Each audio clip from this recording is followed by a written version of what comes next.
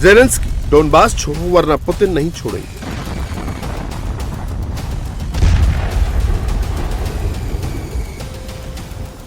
They are telling that Ukraine has to give up Donbass. Just very recent statement.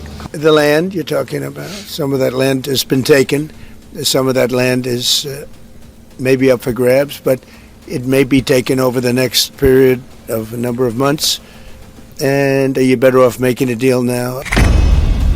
एक तरफ Zelensky और Trump के बीच peace deal को लेकर बातचीत हुई, तो दूसरी तरफ रूस और यूक्रेन के बीच नॉन स्टॉप जंग जारी है। राजधानी कीव पर बैलिस्टिक मिसाइल और ड्रोन से भीषण अटैक किया।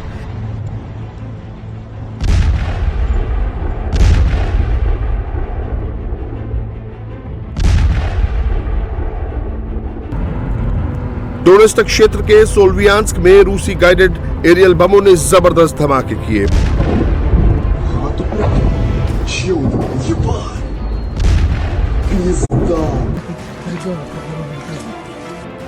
खेरसॉन में रूसी गोलाबारी में थर्मल पावर प्लांट बर्बाद हो गया।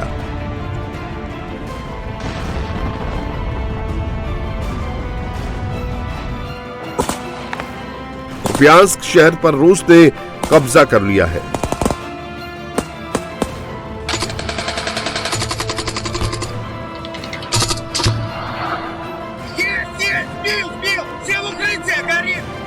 $500 ड्रोन, 50 मिसाइल, अनगिनत फाइटर प्लेन्स की उड़ान, निशाने पर मिलिट्री इंडस्ट्रियल कॉम्प्लेक्स, सेना के ठिकाने, सरकारी इमारतें और रिहायशी बिल्डिंग्स।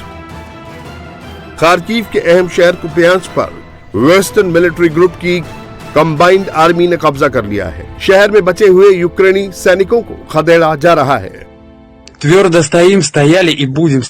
मेरा उपनाम उड़ान है। मैं 1427 की पीबी कंपनी डिवीजन का कमांडर हूँ। मैं कुपियांस्क शहर में सड़क पर हूँ, जहाँ मैं अपनी यूनिट के साथ सफलतापूर्वक काम कर रहा हूँ। हम अपनी पोजीशन पर मजबूती से खड़े हैं और शहर में अपनी पोजीशन पर खड़े रहेंगे। छोटी छोटी दुश्मन की टुकड़ियों को नष्ट करना जारी रखेंगे जो छिपी हुई है।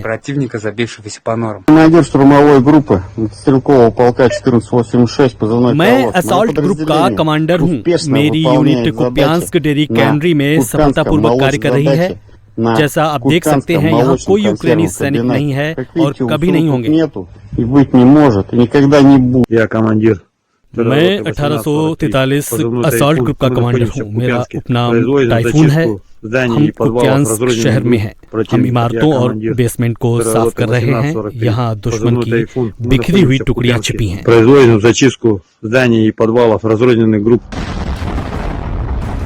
यूक्रेन के पूर्वी इलाकों में 3 सूबों डोनेत्स्क, लुहांस्क और ज़पोरिज़िया में रूस के टैंक, बख्तरबंद गाड़ियां और मिसाइलों की बैटरियां दनदनाते हुए आगे बढ़ती जा रही हैं।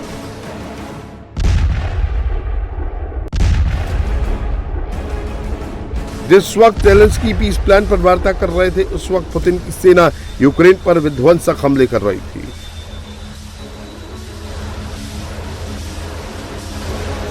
यूक्रेन पर रूसी सेनाएं जिस पावर से हमले कर रही हैं, उससे साफ है कि पुतिन जो कह रहे हैं, उसकी सेना उस पर अमल भी कर रही है।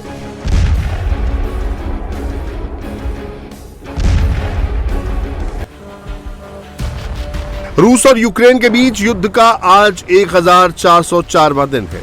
ऐसे में अब सवाल ये है कि रूस यूक्रेन युद्ध आगे किस तरफ जाएगा। रूस यूक्रेन की समझौते के लिए क्या क्या मांग है। ट्रंप और ज़ेलेंस्की की मीटिंग से क्या निकला।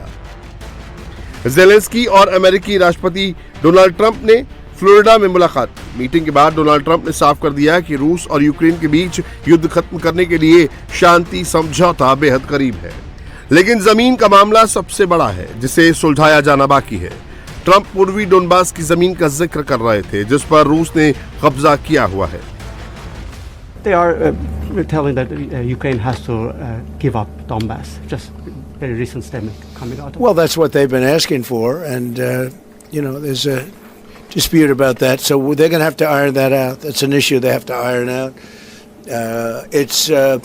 But I think it's moving in the right direction. What are the thorniest issues still unresolved after the? Well, I think the land you're talking about. Some of that land has been taken. Some of that land is may be up for grabs, but it may be taken over the next period of a number of months.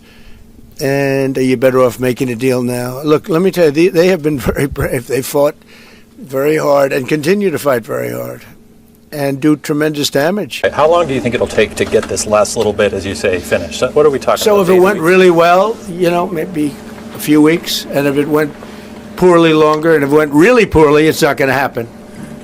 That would be a shame. There's that chance also, you know. Zelensky से मिलने से पहले Trump ने रूस के राष्ट्रपति Vladimir Putin से 1 घंटे से ज्यादा बातचीत की। ट्रंप ज़ेलेंस्की के सामने भी बार बार कहते रहे कि पुतिन यूक्रेन को कामयाब होते देखना चाहते हैं। रूसी प्रवक्ता के मुताबिक पुतिन ने ट्रंप से कहा कि कीव को बहादुरी भरा राजनीतिक फैसला लेना होगा जो रूस के रुख से मेल खाता हो। Well, thank you very much. We had a terrific meeting. We discussed a lot of things. As you know, I had an excellent phone call with President Putin that lasted for over 2 hours. We discussed a lot of points, and I do think we're getting a lot closer, maybe very close. And our meeting was excellent. We covered, somebody would say 95%, I don't know what percent, but we have made a lot of progress on ending that war, which is really certainly the most deadly war since World War II, probably the biggest war since World War II. जिस वक्त Trump और Zelensky साथ थे तो Trump बार बार Putin का नाम ले रहे थे, युद्ध विराम पर बोल रहे थे। ज़ेलेंस्की का चेहरा कुछ और कह रहा था। जितनी बार ट्रंप ने पुतिन का नाम लिया, ज़ेलेंस्की की बॉडी लैंग्वेज अलग थी। ट्रंप भी मान रहे हैं कि यूक्रेन संकट उनकी विदेश नीति के लिए सबसे बड़ा चैलेंज रहा है। अपने चुनाव प्रचार के दौरान ट्रंप ने कहा था कि वो सत्ता संभालते ही 24 घंटे में यूक्रेन युद्ध खत्म करा देंगे। लेकिन पुतिन के साथ शिखर बैठक, ज़ेलेंस्की से कई मुलाकातों और महीनों की कूटनीति के बावजूद युद्ध जारी है। हालांकि ज़ेलेंस्की ने मीटिंग को लेकर जो कहा वो पॉजिटिव है। उन्होंने 20 पॉइंट्स वाले फॉर्मूले पर 90% सहमति वाली बात पर मोहर लगा दी है। Colleagues, first of all, I would like to thank President Trump for a great meeting at this amazing place in his home in Mar-a-Lago. And we had a really great discussions on all the topics, and we appreciate the progress that was made by American and Ukrainian teams in these recent weeks. And we discussed all the aspects of the peace framework, which includes, and we have a great achievements, 20-point peace plan, 90% agreed, and US-Ukraine security guarantees 100% agreed. US-Europe, Ukraine security guarantees almost agreed. Military dimension 100% agreed. रूस Ukraine में जंग इतनी आसानी से नहीं थमेगी, क्योंकि Putin ने Ukraine को वार्निंग दे दी है कि अगर यूक्रेन शांतिपूर्ण तरीके से युद्ध रोकने पर तैयार नहीं होता है तो रूस मिलिट्री एक्शन से अपना टारगेट पूरा कर लेगा। कॉन्टैक्ट लाइन पर हम जो गति दिखा रहे हैं उसे देखते हुए कई कारणों से जिन इलाकों पर भी अभी कब्जा किए हुए हैं वहां से यूक्रेनी सैन्य टुकड़ियों को हटाने में हमारी दिलचस्पी लगभग 0 है। और अगर कीव के अधिकारी इस मामले को शांति से खत्म करने को तैयार नहीं हैं तो हम स्पेशल मिलिट्री ऑपरेशन में अपने सभी लक्ष्यों को सैन्य तरीके से हासिल करेंगे। दुर्भाग्यवश यूक्रेन सरकार के नेता इस संघर्ष को शांतिपूर्ण तरीकों से सुलझाने में दिलचस्पी नहीं दिखा रहे हैं। युद्ध विराम को लेकर पुतिन की डिमांड्स की बात करें तो पुतिन शासन की प्राथमिक मांग है कि वो कोई भी समझौता सिर्फ यूक्रेन के चुनाव के बाद ही कर सकते हैं। रूस चाहता है कि यूक्रेन के डोनबास क्षेत्र यानी डोनेत्स्क और लुहांस्क पर उसके कब्जे को मान्यता दी जाए। यूक्रेनी सेना की डोनबास से पूरी वापसी उसकी अहम शर्त है। रूस चाहता है कि उसके यूक्रेन के आंशिक रूप से कब्जे वाले दूसरे इलाके में भी नियंत्रण को मान्यता दी जाए। इनमें खेरसॉन, ज़ेपोरिजिया और क्रीमिया जैसे इलाके शामिल हैं, जिन पर रूस अपने कब्जे को स्थायी करना चाहता है।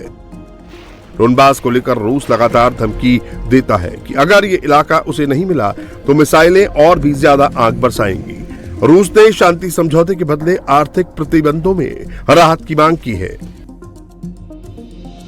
अब ज़ेलेंस्की पुतिन की बात मानते हैं या नहीं, उनका यह फैसला रूस यूक्रेन महायुद्ध की डायरेक्शन तय करेगा। लेकिन एक बात तय है कि ज़ेलेंस्की अगर नहीं झुके तो पुतिन की सेना यूक्रेन में आगे भी तबाही मचाती रहेगी।